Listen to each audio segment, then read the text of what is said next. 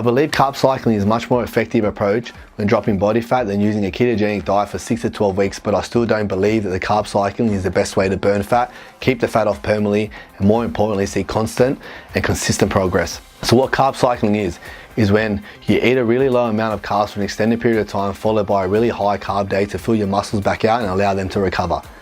There is no set amount of time that you need to stay on the really low amount of carbohydrates for, as everyone is different, for everyone has different beliefs.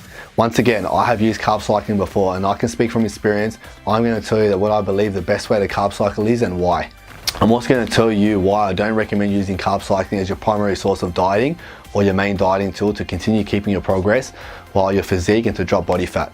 So if I personally were to start carb cycling, I would do 3 days of really low carbs in a row and then 1 day of really high, good quality carbs. So you can do 3, 4, even 5 days of low carbs, but carbs are the primary source of energy in the body and they play such a crucial factor when it comes to recovery of your muscles.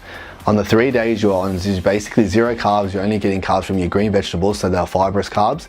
You will not be having any rice, any sweet potato, any white potato, any pasta, any oats, any bread, anything really. You're just eating lean meat and greens throughout the day, the entire day. Once the 3 days of basically ketogenic diet or really low carbs have been completed, you have a really high carb day with carbs in every single meal. This is when you will add in your oats and your sweet potato and your white rice in very large amounts to fill back out and recover. So 3 days of close to zero carbs and 1 day of anywhere around 3 to 100 grams of carbs for a female and about 500 to 600 grams for a male. Once you complete the process, you start all over again. 3 days low carbs, 1 day high carb. 3 day low carb, 1 day high. All the way through for however long you want to carb cycle for. A lot of people like to carb cycle year round because it does logically make sense to me, and this can be a good way to lose body fat, but there is just 1 or 2 things that put me off carb cycling, which I'm going to get to soon. So the way carb cycling works on the body and the way you lose fat from carb cycling is in 3 days, you're eating very low carbs, you're obviously going to be losing a really good amount of fat. So on the 3 low carb days, you won't have much energy at all, nor will your recovery from your workouts be any good, but you still want to lose a good amount of fat. Then on the high carb days, you allow your muscles to fill back out and recover properly. Because your muscles are all broken down from 3 days of working out with no carbs, when you get to your carb day, you're not going to put on any fat, you're just going to fill back out. All the nutrients from the carbs on the high carb day are going to be sucked into the muscles all over the body, and the carbs will be fully absorbed. Nothing is going to spill over as fat, which is a very good thing. The high carb day is basically just a day for pure recovery. You then start the process again. 3 days low carbs, where you'll drop the fat for 3 days, then have your high carb day and you'll fill back out and recover.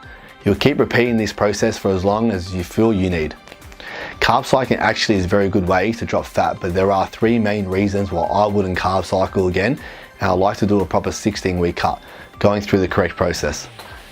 If you guys have watched my videos on how to lose fat through food and ketogenic diets, will show you how important I believe it is to always have carbs post-workout. It is a must.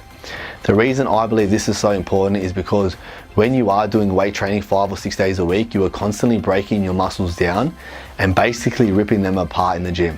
You then eat your protein, carbs and fats, and your muscles build back bigger and stronger without consuming any carbs for an extended period of time. In this case, you are only eating 2 carbs every 8 days and your muscles aren't going to recover.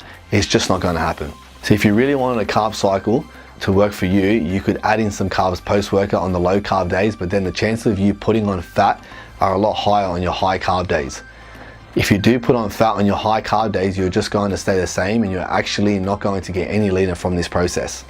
So for carb cycling to actually work, you cannot have the carbs post-workout, and it's basically a zero carb day. Your muscles are going to stay broken down and they're not going to build back bigger and stronger.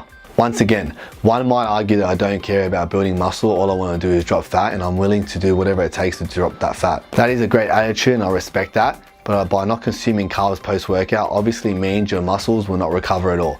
They will stay broken down and the chance of broken down muscles deteriorating is very high. If you don't recover and your muscles don't repair, you will lose muscle. Losing muscle is the absolute worst possible scenario on a diet to drop fat. You don't spend hours in the gym, days of dieting, money on supplements to be going backwards. It won't happen in the first 2 or 3 weeks, but after 8 to 16 weeks of no carb post-workout, it will happen eventually. Now, even though your goal may be to drop fat, if you drop fat and you literally have no muscle underneath and your body has no shape at all, you are going to stay fat. You will be a small version of what you were, but without muscle. You will just be the skinny fat. That's not what we want here. You must always have carbs post-workout, no matter what. I find with carb cycling it is not the most effective way to drop fat, and if you carb cycle for 16 weeks and compare the results to planning out the proper 16-week cut, gradually cutting your carbs and increasing your cardio, the difference in the end result would be huge. Now the chance of building muscle on a carb cycling diet is basically zero. You have no chance at all. You don't consume any carbs for 3 days at a time for weeks and weeks in a row. So not only are the chances of losing muscle a lot higher due to the no carb post workout, the chance of actually putting on some doesn't really exist either. So when you compare carb cycling to actually going through a 16-week cut, the end result is going to be a lot different. The person who followed the correct process in losing fat, which I teach you in my video how to lose fat through correct dieting, is going to end up leaner and more than likely will be carrying more muscle mass at the end of the 16 weeks than when they started. This is because of the high amounts of carbs you were consuming at the start of the cut, which is a crucial part of the process. Now my third negative against carb cycling, which is probably the main one, is the only time I would actually recommend carb cycling to someone is if they wanted to maintain a low body fat percentage. And to be honest, after I've just gone over everything I've just said, I probably wouldn't recommend carb cycling at all to anyone, but if I was to recommend it, the only time it would be to maintain a low body fat percentage. If you dieted down the correct way by gradually cutting carbs and increasing cardio, and you kept all your muscle mass, you could carb cycle at the end of that period to maintain the low body fat percentage. Now I say this all the time to my clients when they mention that they want to try carb cycling to maintain the way they look. Why would you go to the gym to maintain the way you look? Do you not want to get any better? Do you not want to improve in the weak areas? Do you honestly think that your body is the perfect now, that this is how you want to look for the rest of your life? No chance. Why would you go to the gym, spend hundreds of dollars of supplements, meal prep all your food, basically work your ass off to look exactly the same you look now? Why would you or anyone in general even go through the maintenance period? You wouldn't. We go to the gym to improve, not to maintain. Now the reason I love bodybuilding and I'm so addicted to this sport even though I don't compete is because the journey never ends. There is no perfect physique. There is no end result. You have the rest of your life to build your shape and mold the body to the body you want to believe the perfect physique is.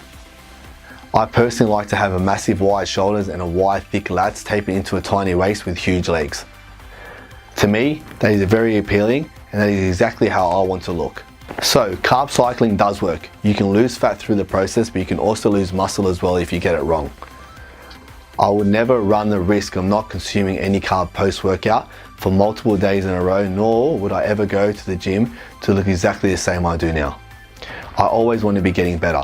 I'm always looking to improve and take not only my physique, but also my life in general to the next level.